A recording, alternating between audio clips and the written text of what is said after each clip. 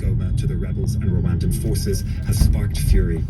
Protesters attacked the embassies of those countries they consider complicit with Rwanda, including the US. The US is advising its citizens to shelter in place and to leave the country, quote, while commercial options are still available.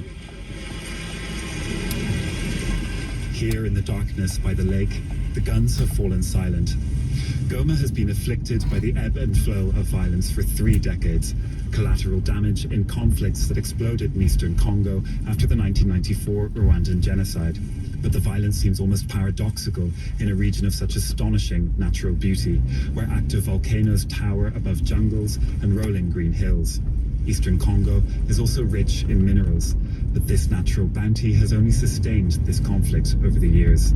For NPR News, I'm Emmett Livingstone in Goma. A federal judge this hour has blocked an order from President Donald Trump that would have frozen trillions of dollars in federal grants and loans, including Medicaid.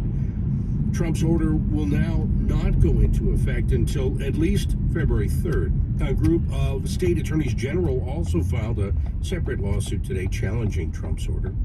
Now, earlier, Minnesota Congressman Tom Emmer, a Republican House leader, applauded Trump's decision. He told a Politico reporter this morning that Trump was, quote, doing exactly what he was elected to do. For another perspective, I spoke with DFL-US Senator Tina Smith this afternoon about Trump's intent to block federal funding. Well, this is a stunning move on behalf of the Trump administration to basically halt grants and other funding that Minnesotans count on to make their lives work. Completely unexpected, and it is causing massive chaos. We've heard from countless people to my offices, both in Minnesota and here in Washington, D.C., of, Head Start folks and people who work in domestic violence shelters, folks that are doing outreach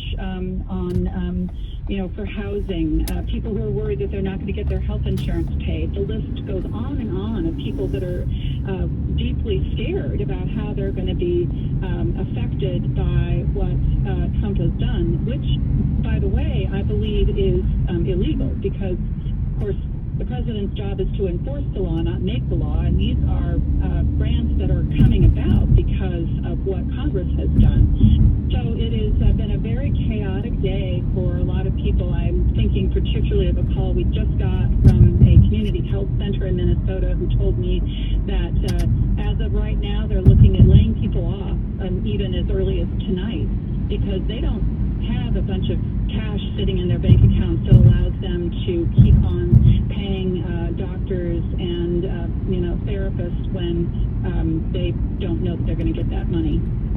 You're on the Senate Committee on Indian Affairs. Have you been hearing from tribal leaders? Because there was a concern that a lot of their funding would be cut here, or at least paused. Well, this is a really great point.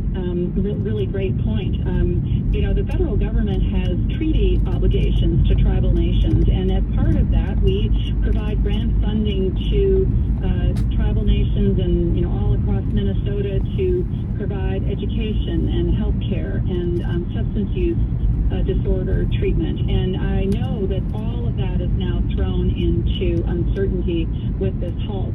You talked to Governor Walz. Give us an idea of how much of Minnesota's budget is tied up in federal funds. In other words, what's the effect here on the state? Well, Chris, I understand this pretty well, having been lieutenant governor, and I believe that roughly nearly $40 billion of the state budget comes through federal funding. So it's hugely important, and it's also not fully appreciated that there are a lot of folks that work in state government who are funded through federal grants. I think particularly of the folks that are working on public health projects, for example, in the Minnesota Department of Health. I expect that what will happen, I know this is happening, is that state attorneys general from around the country will be filing lawsuits today to make the argument that this is in fact illegal and that this should be halted.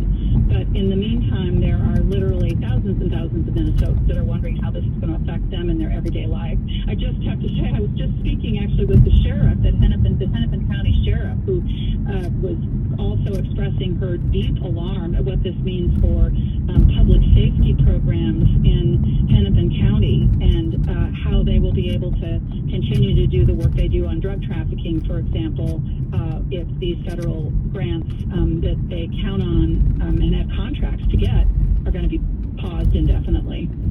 What would you say to Minnesotans right now who are worried about their livelihood? Well, what I want to say is that we're going to fight this in every way we can. We believe that this is illegal, and what we're trying to do is to make sure that the tax dollars that Minnesotans send to the, to the federal government, that they come back to Minnesota to help make our communities work better.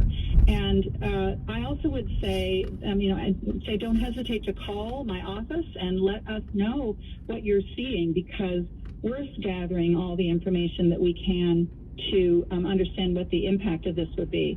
And it's really going to be up to the Trump administration and, folks like Tom Emmer, who has a lot of power right now in Washington, D.C., to say enough is enough. We've got to stop this. This is causing too much harm and too much hurt to too many people in Minnesota. And this is not the way we should roll. Senator Tina Smith, Minnesota U.S. Senator, thank you very much for your time today. Glad to talk with you. Thank you very much. NPR News has also reached out to Minnesota Congressman Tom Emmer. We have not yet heard back. Support for NPR comes from the station and from Melville Charitable Trust, committed to ensuring all people have a safe, stable, and affordable home that allows them to thrive. Information about ways to prevent and solve homelessness is at melvilletrust.org. From the Pew Charitable Trusts, telling stories behind data and trends that shape our world today through its podcast After the Fact. Learn more at pewtrusts.org/after the fact. From Procter & Gamble, maker of ZzzQuil, with a range of products designed to relieve occasional sleeplessness to help people fall asleep. Learn more at ZzzQuil.com. And from the William T. Grant Foundation, supporting research to improve the lives of young people at WTGrantFDN.org. The strongest voices in our community, business, and government are those of Minnesota Public Radio listeners. Be heard. Get your message out by becoming a program sponsor. npr.org/connect. Well, those winds gusting to 20 miles an hour, that's the subplot, I suppose, to the weather today in the Twin Cities. It's the warmest it's been on this date, the 28th of January, since 1892. 47 degrees, that ties that record. At 43 right now, and you're with NPR News 91.1 KNOW, Minneapolis, St. Paul. Member-supported public radio. Overnight, upper 20s, mid-30s tomorrow, it looks like. And then sunny back into the mid-40s, maybe even upper 40s for Thursday, perhaps as warm as today. It is 5 p.m.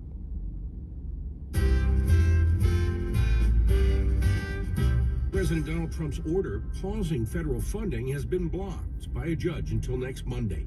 It caused widespread confusion. Uncertainty remains. We'll have the latest on this developing story.